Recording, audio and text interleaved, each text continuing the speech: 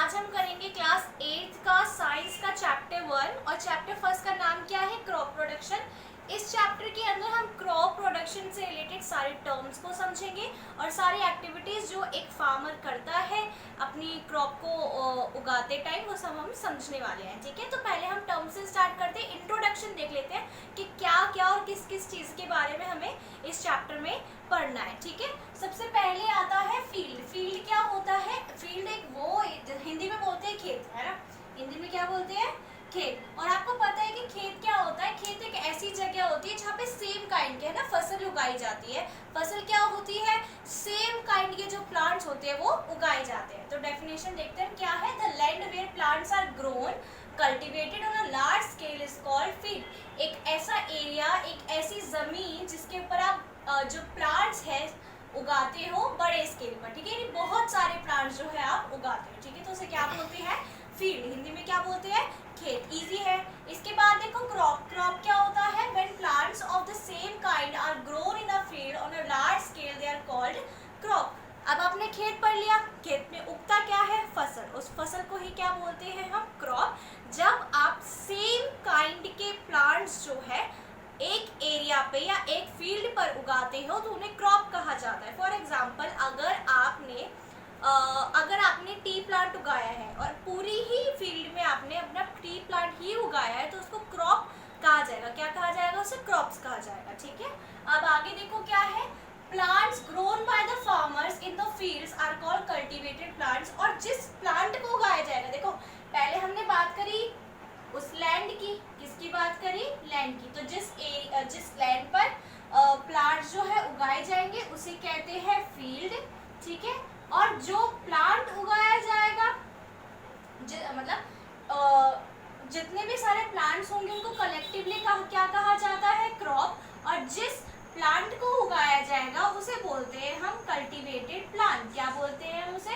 Cultivated plant. ठीक है, देखो plants grown by the farmers in the fields are called cultivated plants. एक farmer जो अपनी फील्ड के ऊपर एक प्लांट उगाता है, एक नहीं बहुत सारे प्लांट उगाता है सेम टाइम के, तो उसे क्या कहा जाता है?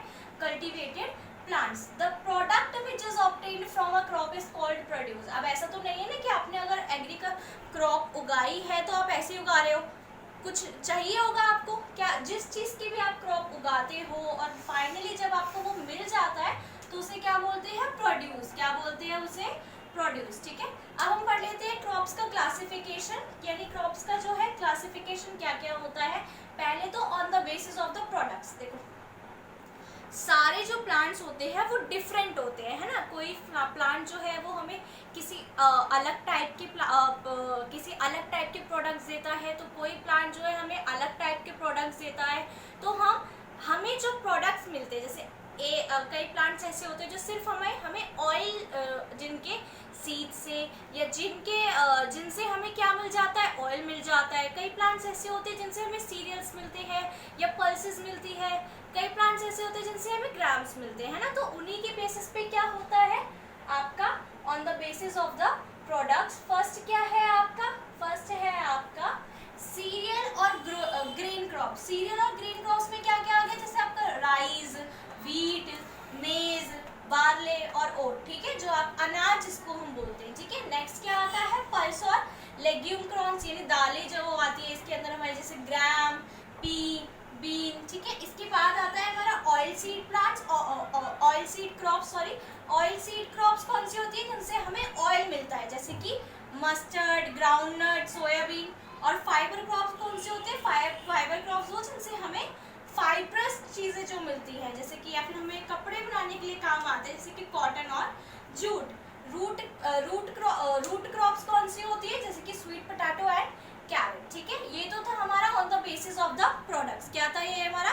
On the basis of products. अब हम देखते हैं on the basis of the season. मतलब सीजन क्या है कि सीजन के बेस पे भी हमने प्लांट्स को क्लासिफाई कर रखा है। यानी जो सीजन है ना, मिली 2 सीजन है। कौन कौन से? एक है आपका विंटर सीजन, दूसरा है आपका समर सीजन। एक क्या है? विंटर सीजन, दूसरा क्या है? Summer season. तो जो विंटर सीजन में उगाई जाती है क्रॉप्स उनको कहा जाता है रबी क्रॉप्स।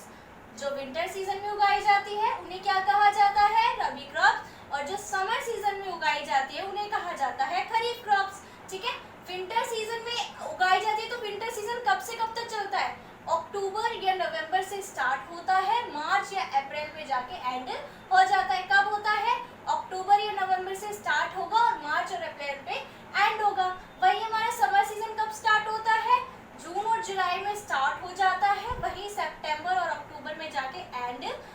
जाता है। तो देखो डेफिनेशन देखो क्या है, रबी क्रॉप्स कौन सी है, विंटर सीजन क्रॉप्स है। These are grown in winter season, ये विंटर सीजन के अंदर उगाई जाती है।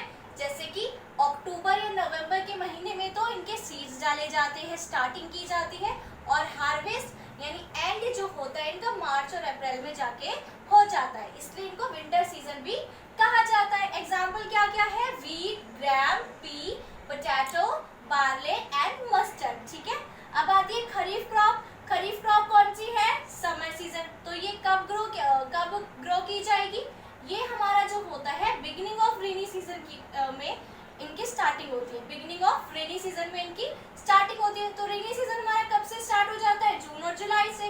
तो यानी इनको ग्रो करना हम जून और जुलाई में स्टार्ट करते हैं, वहीं इनका जो एंड होता है यानी ये हार्वेस्ट की जाती है सितंबर या अक्टूबर में। ठीक है, खरीफ समझ आया, खरीफ यानी समर, रबी यानी विंटर। ठीक है, अब खरीफ क्रॉप्स में कौन कौन से एग्जाम्पल देखो, राइस, मेज, groundnut, soybean, cotton, jowar and pulses. ठीक है, इसे नोट करना है तो नोट कर लो। अब हमने क्रॉप के बेसिक के बारे में पढ़ लिया है, फाइनली हम क्या करने वाले हैं, practices of crop production. Basic practices of crop production. देखो एग्रीकल्चर प्रैक्टिसेस क्या होती है, एक फार्मर जो है, अब ऐसा तो ना फार्मर करता नहीं है ना कि उसके पास कोई जादुई छड़ी है, उसके पास लैंड है और वो बोलता है कुछ ना कुछ अबड़म थबड़म बोलता है और फिर उसकी क्रॉप जो है उग जाती है। नहीं, उसे काफ़ी सारी एक्टिविटीज़ करनी पड़ती है, काफ़ी सारा हार्ड वर्क करना पड़ता है। तो जितनी भी वो एक्टिविटीज़ और टास्क करता है एक अच्छी क्रॉप को प्रोड्यूस करने के लिए, the various activities or tasks which a farmer perform to produce a good crop are called agricultural practices। वो सारी की सारी क्रियाएं, वो सारी की सारी एक्टिविटीज जो एक फार्मर जो है एक अच्छी फसल या एक गुड क्रॉप को प्रोड्यूस करने के लिए करता है, उसे एग्रीकल्चर प्रैक्टिसेस कहते हैं। अब एग्रीकल्चर प्रैक्टिसेस है कितनी, 7 प्रैक्टिसेस है। 7 प्रैक्टिसेस मैं एक एक करके करवाऊंगी आपको। पहला स्टेप जो है या पहली एक्टिविटी है वो है प्रिपरेशन ऑफ सॉइल। क्या है, प्रिपरेशन ऑफ सॉइल। प्रिपरेशन का मतलब किसी चीज को तैयार करना या किसी चीज को बनाना। किसको बनाना, मिट्टी को बनाना यानी सॉइल को बनाना। इसमें आप पढ़ोगे प्रिपरेशन ऑफ सॉइल। इसके 2 स्टेप होते हैं। पहला स्टेप क्या होता है आपका, फ्लोइंग। पहला स्टेप क्या होता है आपका, फ्लोइंग, और दूसरा क्या होता है हमारा लेवलिंग। ठीक है, पहले स्टेप में आप क्या करते हो, loosening and turning of the soil. देखो जब भी एक फार्मर जो है क्रॉप प्रोड्यूस करता है, फर्स्ट स्टेप क्या होता है, उसको सॉइल को प्रिपेयर करना। सॉइल जो है काफ़ी ऐसा हो सकता है ना कि काफ़ी दिनों से वो ऐसी रखी हो तो उसके अंदर वाटर ना हो, या फिर वो इतनी ज़्यादा टाइट हो गई हो कि उसके ऊपर प्लांट्स उगाना बहुत ज़्यादा मुश्किल हो सकता है। तो इन सब चीज़ों को कम करने के लिए, उसकी हर्डल्स को कम करने के लिए हम क्या करते हैं, loosening and turning of the soil.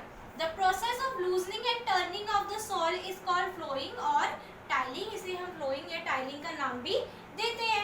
Loose soil contains a lot of air spaces in it। अब देखो हमने ये पढ़ लिया कि हमें soil का loosening करना बहुत important है, turning करना बहुत important है, लेकिन क्यों है वो reason देखते हैं। पहली चीज, loose soil contain a lot of air spaces। ठीक है, बहुत सारे, क्योंकि soil loose है तो काफी सारा उसके अंदर माइनर होल्स हो सकते हैं जिसमें से एयर जो है आसानी से आ और जा सकती है। This allow roots to breathe easily. और इससे क्या हो सकता है, जितनी भी हमारी प्लांट्स की रूट्स है वो आसानी से ब्रीथ कर पाएंगी। Loose soil allows the root to penetrate deep into the soil. और अगर सॉइल लूज होगी, अच्छी खासी होगी, तो जो प्लांट्स की रूट होंगी वो काफ़ी अच्छे से अपनी जड़ों को, जो रूट्स है वो काफ़ी अच्छे से प्लांट की ज़मीन के नीचे तक जा सकती है। और रूट जितनी बड़ी होंगी आप समझ सकते हो उतना अच्छा प्लांट, उतना हेल्दी प्लांट होगा। अब आगे देखो, फ्लोइंग uproots अनडिजायरेबल प्लांट्स और weeds and kill them. Ploughing से क्या होता है, जितने भी हमारे अनडिजायरेबल प्लांट्स होते हैं।